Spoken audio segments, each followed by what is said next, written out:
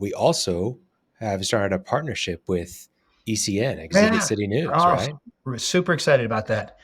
So I've known Don Savalia, the publisher of Exhibit City News, for years. He's added Elisa Jackson and Christopher Kappas in terms of the bench strength with the mission of really taking the content at Exhibit City News to another level.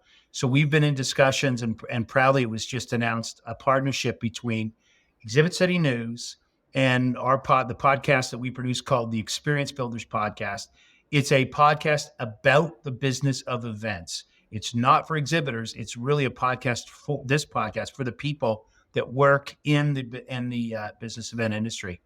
So what I love about ECN and why I think it's such a great fit is their audience is made up of primarily people that work in the industry, and they get listeners from all over the world. I think Chris and Don told me they were somewhere in the neighborhood of 45,000 sets of eyeballs a month.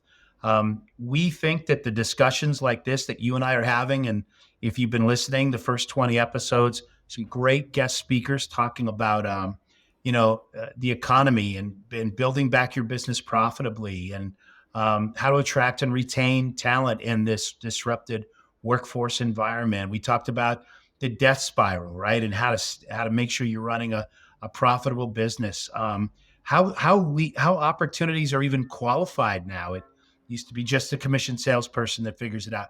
Now there's whole teams at a company that have to make a decision about whether they pursue a project or not. These are great conversations, and Exhibit City News saw that and said, we think this is going to be great for our listeners.